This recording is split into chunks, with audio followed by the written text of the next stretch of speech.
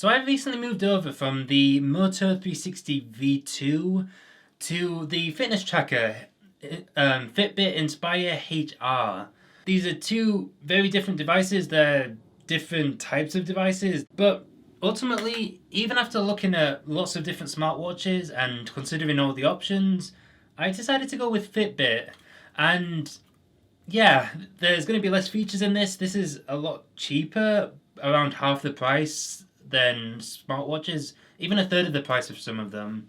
But there's certain reasons why I decided to go with this one, and that's what I'm going to be talking about in this video. So basically, the reason why I thought that I should switch over to the Fitbit is because I felt like a lot of the features on smartwatches are just not ones that I really use. When I thought back on my 4 years of using the Moto 360 V2, I didn't ever really use any of the apps. I mean, yeah, I used Maps a bit for navigating around. I used Find My Phone when I lost my phone. But many of the other ones, in fact, pretty much all of the other ones, I just never used. Like, I never really went into the calendar or any of that. I just didn't really have a use for it. I always just went to my phone. There's also the assistant, which I never used too. I disabled the always on assistant soon after I got the watch because it was slowing down the watch. I mean, when I'm at home, I just use the assistant at home. I use the Echo devices or whatever. And when I'm out, I don't really fancy lifting my hand up like that and speaking to my watch. It just isn't the best look. And there is no way that you're going to get me to type an entire message or literally anything more than a word on the keyboard on an Android Wear. I mean, yes, they've got swipe, but really, do you want to be doing that while you're like anywhere? Like, you just take your phone out and just type on it. And the smart replies are an absolute joke. I never use the smart replies. They never say what I want to say. They didn't really compensate at all. So basically, all that I ended up using the smartwatch for as basically like a glorified notification mirror.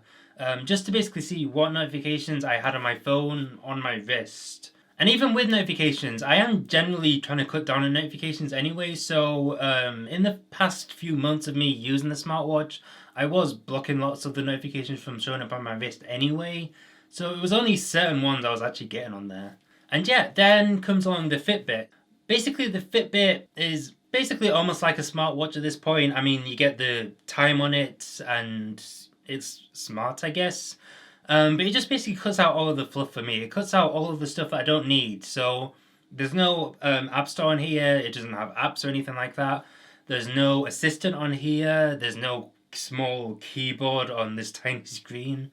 Basically, everything that's on here is stuff that I'd actually use or stuff that would be of benefit to me. Basically, when you swipe up, it shows all of your stats and stuff like that. And then when you swipe down, it shows like an option to go to exercise, an option to relax, and a timer and alarm, as well as settings. There's no fluff on here, it's just the stuff that you'd want to actually use. And while this does mirror notifications, it only shows the most recent notification, which may seem like a drawback at first, but as I said, I'm trying to cut down on notifications anyway, so just showing the most recent notification and seeing whether I need to pick up my phone or not is good enough for me. Although if you do kind of want a middle ground between them, you can get the Charge 3, which is the more pricey version of this basically. It's slightly bigger too. And that's going to show you your notification archive as well as an option to reply on your wrist. Which again, I don't know why you'd want to do that.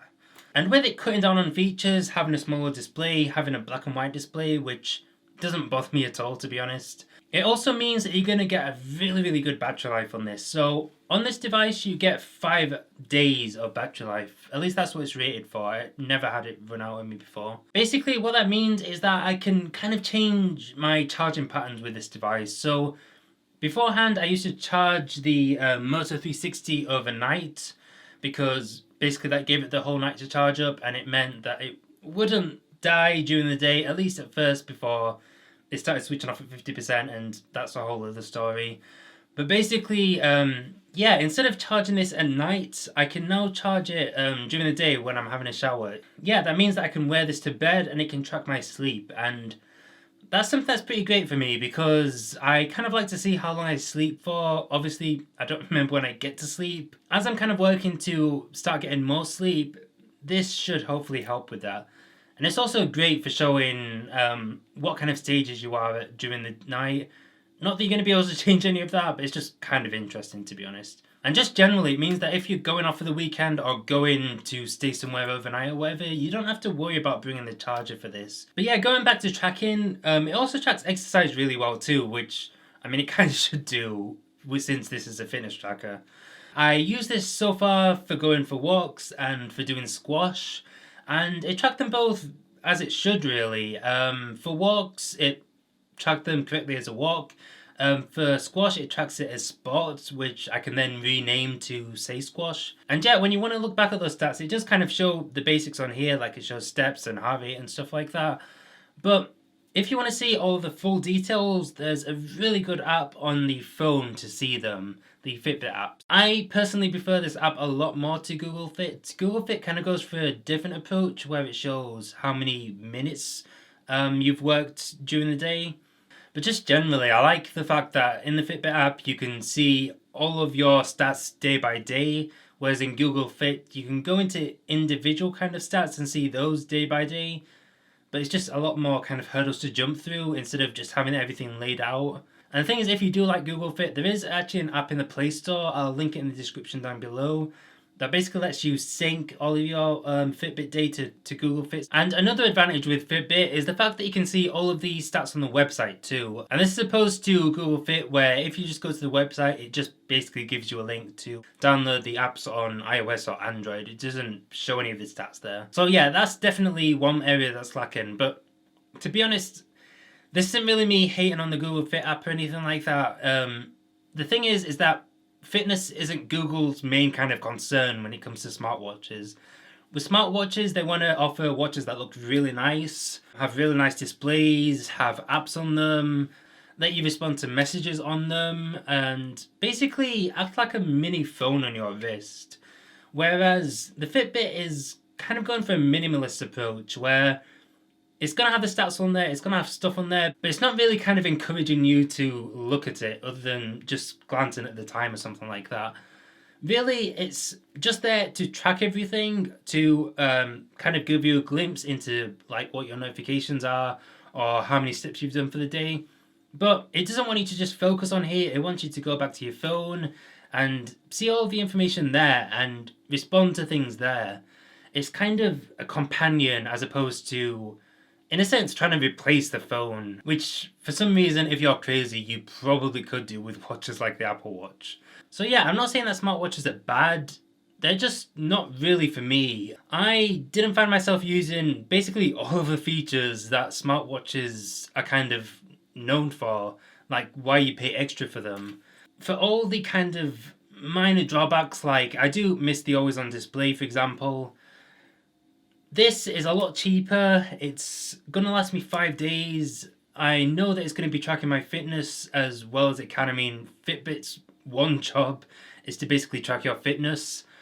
And yeah, I really like how slim it is and how kind of low maintenance it is. I don't have to worry about plugging it in all the time and stuff like that.